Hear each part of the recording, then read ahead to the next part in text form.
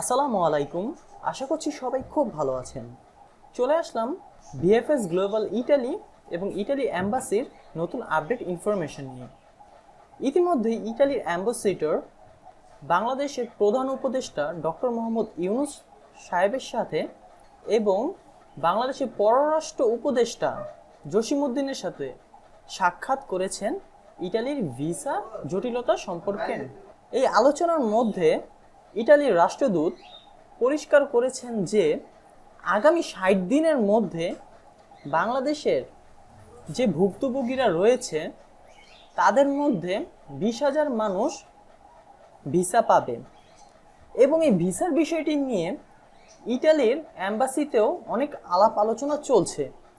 এখন বর্তমানে ইটালির সরকার কর্তৃকভাবে যেই নুনস্তাগুলোকে তারা যাচাই বাছাই করে দেখছে যে সঠিক আছে তাদেরকেই ভিসা প্রদান করা হবে এবং তারা এখানে স্পষ্ট করেছে আগামী ৬০ দিনের মধ্যে ২০,০০০ পাসপোর্ট তারা ভিসা সহ প্রদান করবে এবং বাকি ২০,০০০ ভিসা তারা দিবে জানুয়ারি এবং ফেব্রুয়ারি মাসের মধ্যে।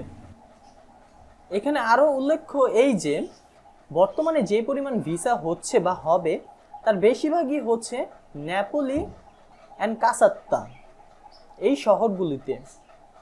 এই সৌজন্য শাখাটির পর ভিএফএস গ্লোবাল ইটালি এবং ইটালি অ্যাম্বাসি যৌথভাবে সবাইকে সকল বিষয় পরিষ্কার করার জন্য একটি বিবৃতি দিয়েছে। সেই বিবৃতিটি আপনাদেরকে বুঝিয়ে বলছি। এখানে তারা বলেছে কিছু আবেদনকারী ভুক্তভোগী ৭ই অক্টোবর ২০২৪-এ একটি মানববন্ধন আয়োজন করার পরিকল্পনা করেছিল। ইতিপূর্বে ৯ সেপ্টেম্বর তারা একটি মানববন্ধন করেছিল। তার পরিপ্রেক্ষিতে ফরেন মিনিস্ট্রির সাথে ইটালির রাষ্ট্রদূতের একটি সৌজন্য সাক্ষাৎ হয়েছিল। সেখানে ভিসা বিভাগের আউটপুট বাড়ানোর জন্য গুরুত্বপূর্ণ পদক্ষেপ নেওয়া হয়েছে, যা ইতিমধ্যে ইউরোপীয় ইউনিয়নের সদস্য রাষ্ট্রগুলির মধ্যে বাংলাদেশে ভিসা প্রদানকারীর বৃহত্তম সংস্থা। দূতাবাস হাজার হাজার কাজের ভিসার আবেদন নিয়ে কাজ করছে এবং ক্রমান্বয়ে সংখ্যা বাড়ানোর লক্ষ্যে পাসপোর্ট ফেরত দেওয়া শুরু করেছে। ২ মাসের মধ্যে বর্তমান ব্যাকলগের একটি উল্লেখযোগ্য অংশ মুছে ফেলার লক্ষ্য। আবেদনকারীদের সচেতন হতে হবে যে নুরুস্তা কাজের অনুমোদন থাকা ভিসা প্রদানের গ্যারান্টি দেয় না, কারণ দুর্নীতি এড়াতে এবং জাল নথি শনাক্ত করার জন্য নির্দিষ্ট চেক করা হয়।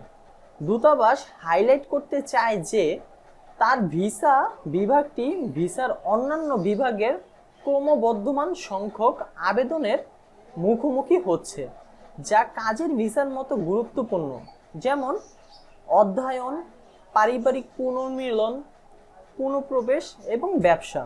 দূতাবাস স্মরণ করে যে সমস্ত ভিসার সিদ্ধান্ত, সময় এবং আপিল পদ্ধতি সহ শুধুমাত্র ইতালীয় প্রযোজ্য আইন ও প্রবিধানের উপর নির্ভর করে। দূতাবাসের এজেন্ডার প্রধান অগ্রাধিকার ভিসা এবং মাইগ্রেশন সমস্যা। দূতাবাস বর্তমান সমস্যার সমাধানের জন্য প্রতিশ্রুতিবদ্ধ এবং আবেদনকারীদের বোঝার জন্য অনুরোধ করছে। এখানে বিশেষভাবে উল্লেখ করা যাচ্ছে যে ভিসা প্রদানের প্রয়োজনীয় সময় বা ভিসার চূড়ান্ত সিদ্ধান্ত এবং তার প্রেক্ষিতে আপিল সংক্রান্ত বিষয়সমূহ শুধুমাত্র ইটালির প্রযোজ্য আইন ও প্রবিধান দ্বারা নিয়ন্ত্রিত এবং দূতাবাসও তা প্রয়োগ করতে বাধ্য। অগ্রাধিকার ভিত্তিতে ভিসা সংক্রান্ত ও জটিলতা নিরসনে সকল প্রয়োজনীয় ব্যবস্থা গ্রহণের মাধ্যমে সর্বোচ্চ আন্তরিকতার সাথে কাজ অব্যাহত রাখার ব্যাপারে প্রতিশ্রুতি দিয়েছে ঢাকাস্থ ইতালির দূতাবাস। এ বিষয়ে আবেদনকারী সহ সকলের সহযোগিতা একান্তভাবে কাম্য। আশা করছি আপডেটটি পেয়ে আপনারা সকলেই বুঝতে পারছেন যে বাংলাদেশের পররাষ্ট্র মন্ত্রণালয় এবং ইতালির রাষ্ট্রদূতের সাথে কি আলাপ আলোচনা হয়েছে এবং সামনের দিনগুলোতে আমাদের জন্য কি অপেক্ষা করছে।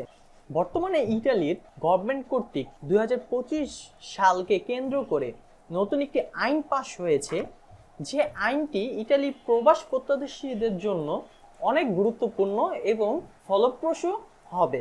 এই আইনটির মধ্যে উল্লেখ করা হয়েছে 2025 সাল হতে ইটালির মালিকপক্ষ তাদের প্রয়োজন মাফিক সারা বছরই কর্মীদেরকে আবেদন করে নিয়ে আসতে পারবে, সেক্ষেত্রে কোনো ধরনের বিধিনিষেধ থাকবে না।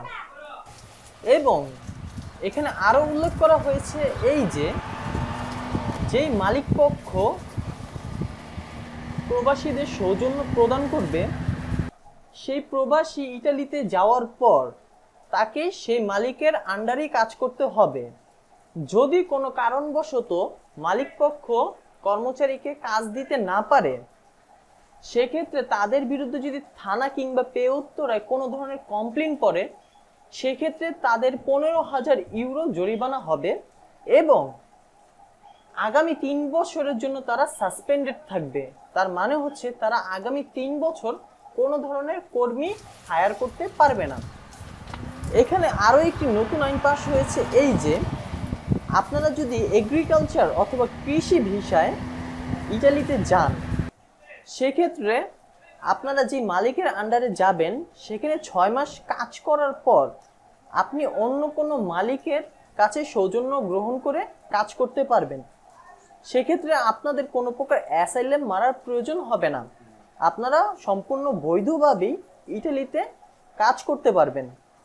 ইটালি গভর্নমেন্ট চাচ্ছে যে কিভাবে অভিবাসন প্রসেসটাকে আরও সুন্দরভাবে গঠন করে মানুষকে যাতে প্রতারণার হাত থেকে মুক্ত করে মানুষ যাতে আরও ভালোভাবে ইটালিতে গিয়ে কাজ করতে পারে, কর্মসংস্থান করতে পারে, সেই ব্যবস্থা করার জন্য এবং সম্পূর্ণভাবে দালাল প্রক্রিয়াটাকে সরানোর জন্য কাজ করছে ইটালি এবং বাংলাদেশ উভয়ভাবেই। তো আমরা সে আশা ব্যক্ত করতে পারি যে আগামী দিনগুলোতে ইটালির ভিসার প্রসেসটি আরও সুন্দর হবে। বর্তমানের মতো আমরা যেই সমস্যার মধ্যে আছি, এই ধরনের সমস্যা আগামী দিনগুলোতে আর হবে না আশা করা যায়।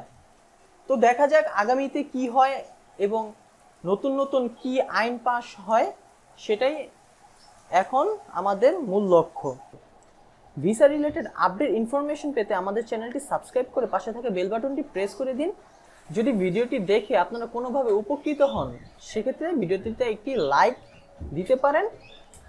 আর এই ইনফরমেশনটি আপনাদের সকল ভুক্তভোগী ভাইদের মাঝে ছড়িয়ে দেওয়ার জন্য ভিডিওটি বেশি বেশি করে শেয়ার করবেন। আজকের মতো এখানেই বিদায় নিচ্ছি, ধন্যবাদ।